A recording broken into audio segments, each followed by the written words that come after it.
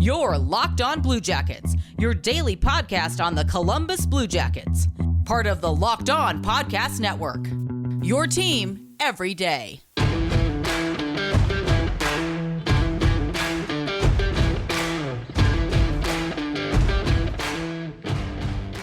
Hey Blue Jackets fans, happy Wednesday. This is Locked On Blue Jackets. We're part of the Locked On Podcast Network, your team every day.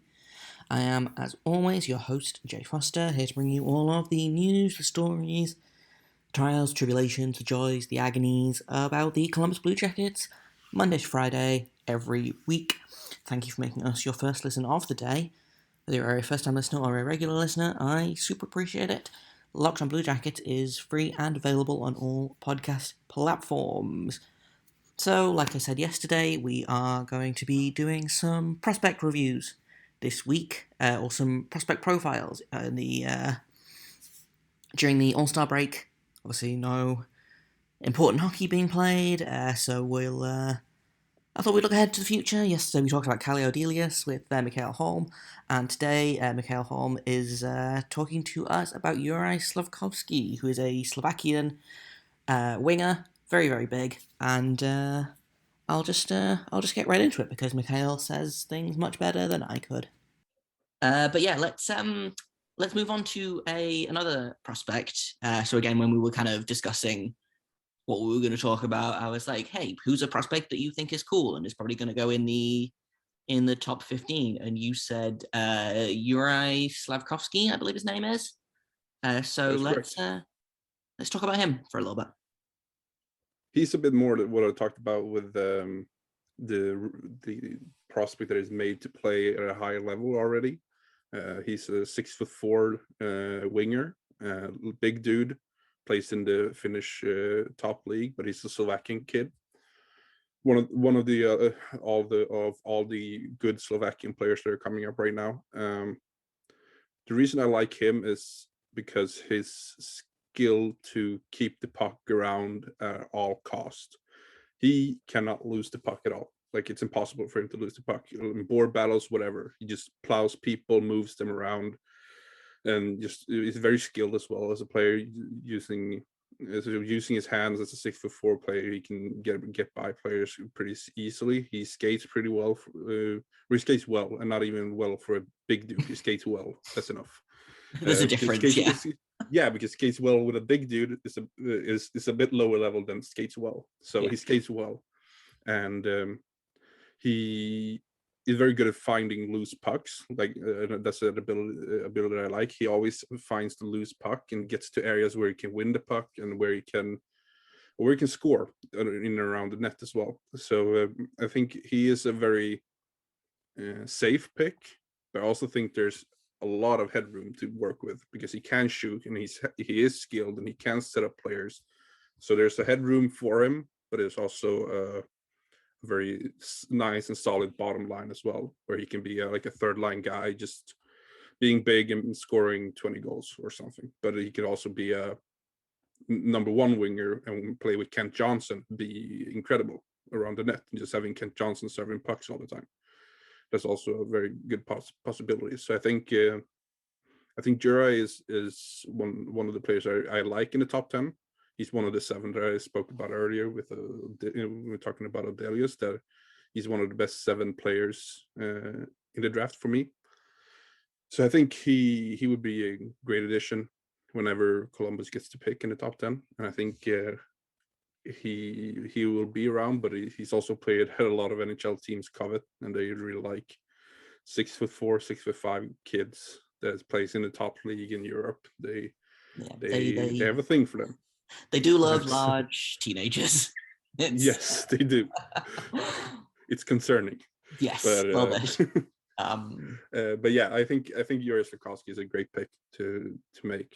So he checks a lot of boxes for me. That's the easiest way to describe it. Yeah. Does he have an NHL comparable, or a Blue Jackets comparable? But if not, then someone in the wider NHL world that you can kind of link him to? It's hard. I mean, I can't like he's big and moves well and kind of skilled. Then you want to think of Rick Nash immediately, but he's not Rick Nash. Even though I know a lot of Columbus Blue Jackets people would want that, of course. Well, we would love to draft the next Rick Nash. But I don't know. It's weird because we always talk about how NHL teams love these big players that are skilled and do scores and stuff. But I have a hard time finding a comparable for him. Maybe like a Brady Tkachuk, something like that. More of that line. Like two Brady Tkachuks stacked on each other, I think. Yeah, Brady isn't that small, is he? He's like what, 6'3", 6'2", something like that. I think it's because he's got such a baby face. I always think he's like 5'9". So yeah, I think he's pretty big. So I think Brady would be a pretty good. I would say his game around the net is pretty similar to Brady Tkachuk, that he can find pucks, lose pucks, and just heave them in. I mean, I would not say no to a Brady Tkachuk on my team. I know the Tkachuks get a lot of bad press for being Tkachuks, but both of them are pretty good players, so I wouldn't be upset about that. But yeah, they kind of have him drafted. He's ranked anywhere between, so it looks like 4th and 14th. So he, I think, is probably a more likely pick for the Blue Jackets, just based on where I think they're gonna end up drafting. But yeah, if he's someone, a top 10 pick is almost always going to be a good player. But this is a kid that really seems like he could, like you say, put him on a line with Ken Johnson and just watch them go. Could be really fun. In a minute, I've got more of my conversation with Mikael, but first I want to tell you about Built Bar. Because it's the new year soon, so that means New Year's resolutions. And if yours is about getting fit or eating better, like mine probably should be, make sure you include Built Bar in your plan. Because Built Bar is the protein bar that tastes like a candy bar, or maybe even better than a candy bar. Built Bar makes it easier to stick to your resolution because it tastes so good, you're going to want to eat it. Unlike other protein bars, which can be chalky, waxy, or taste like a chemical spill. For me, I want to eat healthy, but 2 weeks in, I want chocolate. And here's the great thing about Built Bar. It's covered in 100% real chocolate, low in calories, low in sugar, low in carbs, high in protein. And here's the best bit. If you go to Built.com, use promo code LOCKED15 to get 15% off your order. Once again, that's Built.com. Promo code LOCKED15 for 15% off at built.com. Yeah, I think it would be good for Ken Johnson to have another guy that can carry the puck a little bit more in transition, because I think that's where Ken Johnson had his biggest weakness, that he's not that quick and he's not that good in transition. But I think having Juraj just plowing through, opening up some room for Ken to work his magic would be a really good thing for the Blue Jackets. Yeah, it's interesting looking at prospects now and being like, who do I want to play with Kent Johnson, or who do I want to put on Cole Sillinger's wing? I feel like we have a lot of baby centers that will develop into pretty good players. So it's a fun time to be a Blue Jackets fan, honestly. If only because we're going to collect a lot of good prospects over the next couple of years as we continue to be terrible on the ice. Well, it's finally a little bit for Blue Jackets. They should have torn it down a couple of years ago already, maybe. But yeah, that about time. That trip to round 2 of the playoffs really messed with the rebuild plans. But I'm never going to be mad about winning in the playoffs. So no, it's fun. It is what it is. Yeah, no, it's fun when it happens. So it's always. I always think, would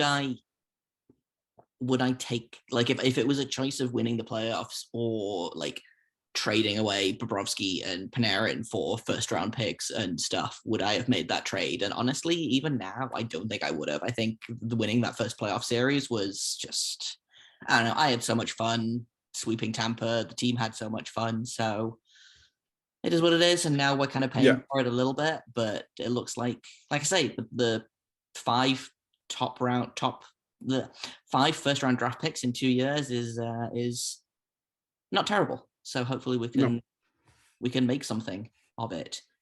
Maybe you get some more this year. I don't know what you guys have to trade, but I'm super excited for Jonas Korpisalo to get traded to Edmonton for a first-round pick. That's going to be. And then he will suck there too. Yeah. Oh well, probably, but that's not necessarily his fault, and more the fact that Edmonton is where goalies go to die. So. Yeah. Max Domi might go as well for. I don't know if we'll get a first for him, but he could go. Patrick Laine might go. I don't know. It's a weird time in Blue Jackets land. I hope Patrick Laine doesn't go, but no, he's good, but maybe you should try to cash in on him. Yeah, that's the thing, and we're paying him $7.5 million at the minute, so it's a lot of money. But yeah, I don't think I have any more questions about Slafkovsky. Just kind of who is, we've talked a little bit about Odelius, we've talked a little bit about Slafkovsky. Obviously, Shane Wright is the kind of the consensus number 1 pick. Who's your favorite player that's kind of in this draft? If you take Shane Wright out of it, then, or I mean, he might not be your favorite player. Who's the guy that if you could pick first overall, who would you pick? If I pick first overall, I'll take Shane Wright. Yeah, without a second. If you couldn't take Shane Wright, if he was not in this, then it's a fight between Brad Lambert and Logan Cooley for me. Brad Lambert plays in Finland. He's had a little bit of a maligned season. Some people haven't really liked it, but I don't know where they're coming from because he's just incredible. He carries the puck in transition incredibly well. Insanely skilled, so fast, just so much fun. And I think him and Logan Cooley are pretty similar in that way, that they're both fast, fun, skilled centers. They can do a lot of good things on a team. Now, should the Columbus draft more centers? Probably, because you shouldn't draft for need, but will they? I don't know. If they see Kent Johnson and Cole Sillinger as future centers, then maybe they will go towards a defenseman or a winger. And in defenseman, I like David Juracek. Plays in the Czech league. He's injured right now, but he is very raw. But he has a lot of interesting tools, moves well. He's also big. He's a little bit like a Simon Edvinsson kind of player that needs to grow into himself, and then when he does that, then he's ready to really take over, as Simon Edvinsson has done in the SHL this year. Coming up in a minute, I've got more of my conversation with Mikael, but first I'll tell you about BetOnline, because BetOnline is back. There might be less football being played, but betonline.net has way more odds and info for this playoff season. From scores, totals, player performance props, to where the next fired coach is going to land, BetOnline is the number 1 spot for all things NFL betting in 2022. And it's not just football. BetOnline.net's basketball, hockey, boxing, and UFC odds coverage is the best in the business. From sports right down to your favorite Vegas casino games, BetOnline is your number 1 online wagering destination. BetOnline, the fastest and easiest way to wager on all of your favorite sports and play your favorite games. BetOnline, where the game starts. I think Frank Nazar, or Nazar, I'm not sure how you pronounce his name, but plays for USN TDP with Logan Cooley, among others. I think he could be a really good option on the wing as well. Yeah, he's someone that I've kind of been keeping an eye on.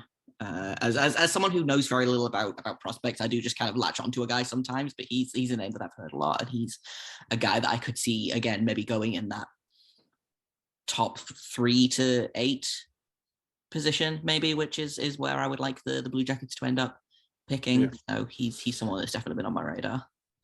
Putting Matt Savoy with Cole Sillinger could be a really fun pairing too. He could get a lot of assists to Sillinger. Sillinger just loading up with shots, and Savoy passing him wouldn't be too bad. So there's a few options, but those players that I mentioned, those are. I don't think I missed anyone of the 7 I have on my top 7. So those are the players I would go for within the top 10. Then you have a few others that might get into it, like Simon Nemec has a lot of a lot of fans, especially on the Twitter scouting area. A lot of Twitter scouts love Nemec. I'm not as enamored with him, but I think he's good. He's pretty good. But yeah, then you have, I don't know, if you're picking outside the top 10, then you can probably find someone like, I don't know, if you fall down to 15, maybe like Noah Östlund, I would say, from Djurgården as well. I'd pick him in the 10 to 15 range. He's incredible, but he's also a center, so it's a. I mean, you can never have too many centers, honestly. No, and you can always move one to the wing. Like Sillinger or Johnson could both. Kent Johnson as a long-term center anyway, so. Yeah.